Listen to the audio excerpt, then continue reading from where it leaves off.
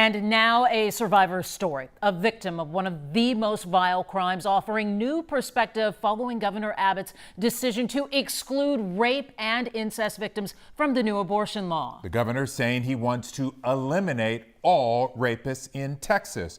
Janelle Bluda talks with a Houston woman who was attacked and other survivor advocates to get their thoughts.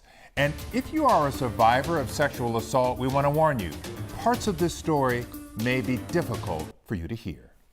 A visit to LA 10 years ago. I was drugged and didn't know it, and ended up just blacking out and coming to in somebody's car and was being strangled and raped. Changed Raquel Fatigue's life forever. The biggest thing is that there's kind of this fog, I feel like, as a survivor, where there's not enough time for you to process all these things happening to you. As a survivor of sexual assault, Raquel wants more than anyone to see an end to rape, but she feels that Governor Abbott's comments and Texas will work tirelessly to make sure that we eliminate all rapists from the streets of Texas by aggressively going out and arresting them and prosecuting them and getting them off the streets. Are easier said than done. They're not necessarily on the streets. It's not just, a random person hiding in the bushes. It's people that people know. It's family members, it's friends, it's acquaintances. And Emily Whitehurst with Houston Area Women's Center. Is Texas on the right track to eliminate rape?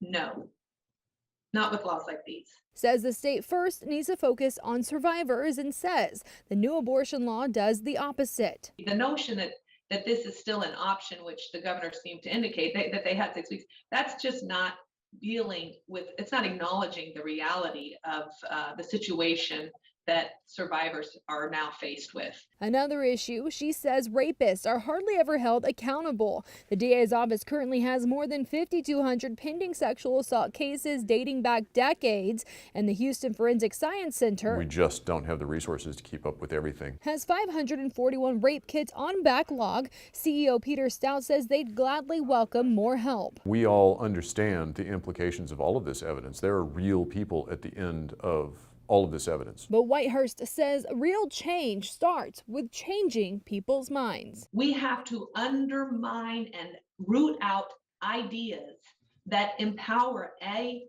legislature or a person with the notion that they can actively impose their will on another body. In Houston, Janelle Bluda, KHOU 11 News.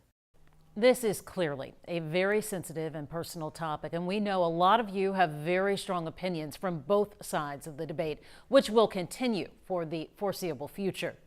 In the meantime, if you or someone you know is a victim of sexual assault or domestic violence and need help, you can call the Houston Area Women's Center. Their 24-hour hotline is there on your screen, 713-528-2121.